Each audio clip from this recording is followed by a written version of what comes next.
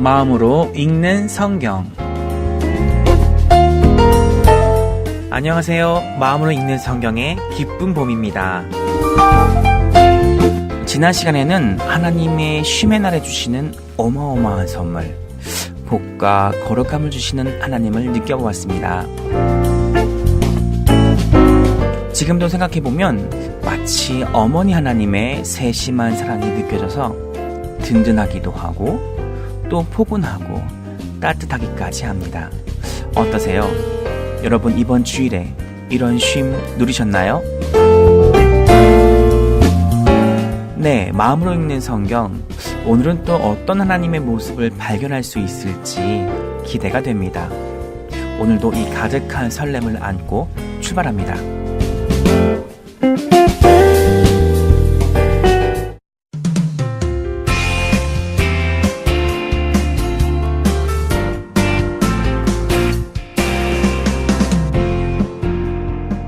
이것이 천지가 창조될 때에 하늘과 땅의 내력이니 여호와 하나님이 땅과 하늘을 만드시던 날에 여호와 하나님이 땅에 비를 내리지 아니하셨고 땅을 갈 사람도 없었으므로 들에는 초목이 아직 없었고 밭에는 채소가 나지 아니하였으며 안개만 땅에서 올라와 온 지면을 적셨더라.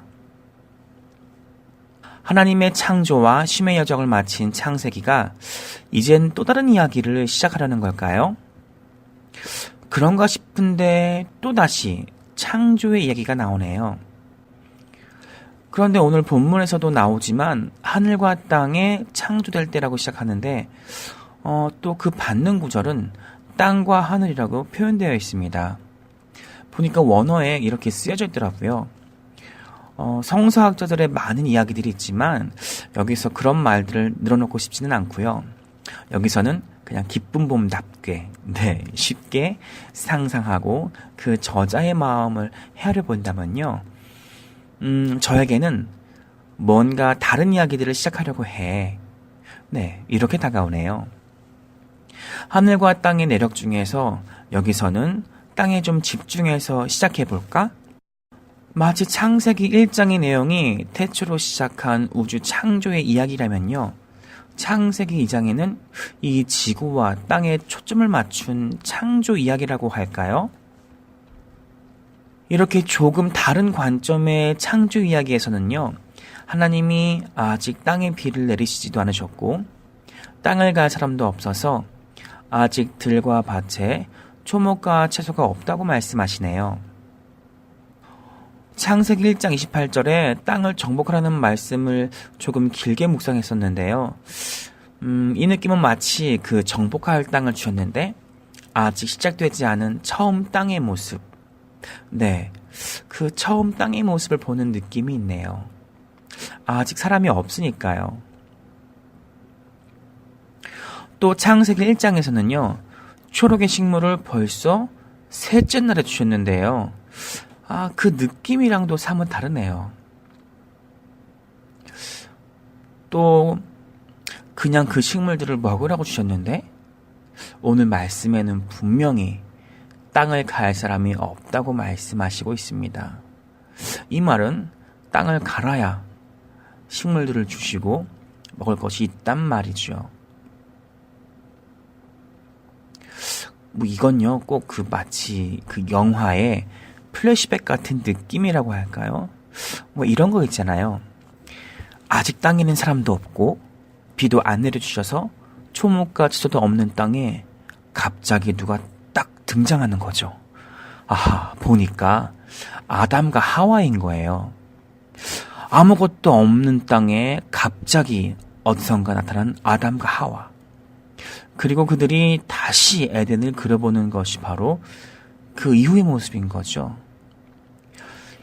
이런 아담의 플래시백은 2장 6절 자신이 탄생한 순간부터 에덴을 추억하다가 3장의 끝과 4장의 시작에 서 있는 이 아담과 하와. 에덴에서는 모든 것이 주어졌지만 이제는 우리가 정복해야 한다. 이런 비장한 각오로 자신들의 죄를 뉘우치는 아담과 하와. 그리고 그들 앞에 주어진 새로운 삶의 터전. 네, 여러분 어떠신가요? 그러고 보니 창세기 저자가 땅과 하늘의 이야기라고 표현한 것은 어쩌면 그 인간 삶의 처음 역사를 보여줄게 라고 하는 것 같습니다. 인간들의 일의 역사라고 해야 할까요? 하나님이 비를 내려주시지 않아 땅이 척박하지만 또 하나님은 땅의 안개를 통해서 흙이 잔뜩 물을 머금게 하시네요. 이제 땅은 촉촉해지고 이제 무엇이든 경작할 수 있는 뽀송뽀송한 땅이 됩니다. 자, 그런데 그 다음은 아담과 하와가 땅을 경작하는 이야기가 아니라 바로 하나님이 아담을 만드시는 장면이네요. 하나님은 땅을 통해 아담을 만드시고 아담은 자신의 재료인 땅을 통해 초록의 생명을 가꾸어 자신의 생명을 이어갑니다.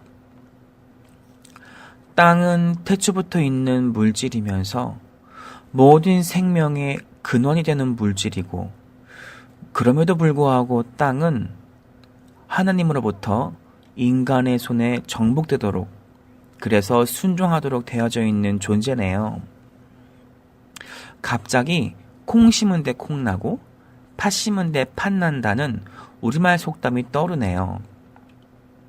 땅은 성실히 인간이 콩을 심고 가꿔주면 콩을 내고 팥을 심고 가꿔주면 팥을 내야 하는 사명이 있는 거죠.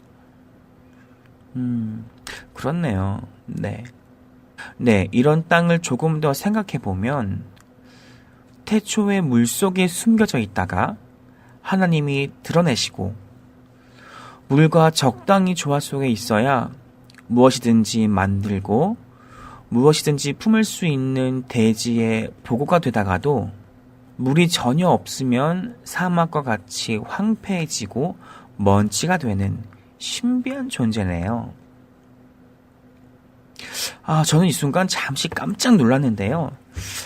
이런 땅 속에서도 하나님이 진리 하나를 숨겨놓으셨네요.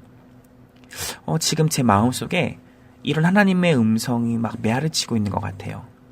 땅아, 너는 물과 조화를 이루어야 좋은 재료가 되기도 하고 생명을 품을 수도 있단다. 네, 이거 되게 신비하군요.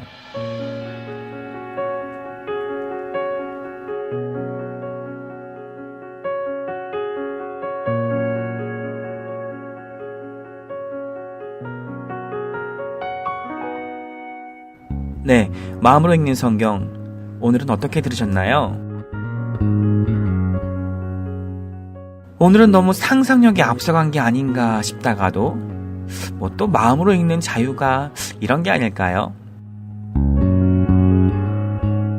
창세기 2장이 말하고 있는 또 다른 창조의 이야기는 너무 앞서간 플래시백이 또 조금 억지스럽다고 할지라도 분명한 건요, 인간 입장에서 다시 조금 다른 관점에서 창조를 바라보게 해주네요.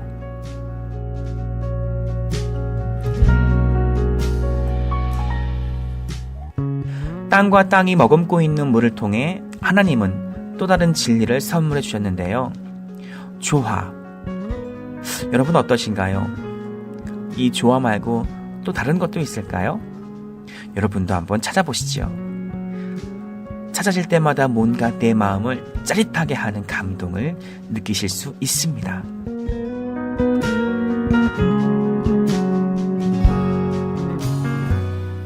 오늘은 땅을 통해 조화를 선물하신 하나님의 섭리를 갈색으로 표현해보면서 인사드립니다.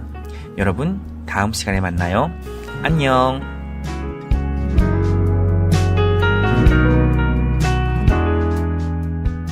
마음으로 읽는 성경은 유튜브와 라디오 어플 스푼과 팟빵에서 만나실 수 있습니다. 검색어 기쁜 봄을 기억해주세요.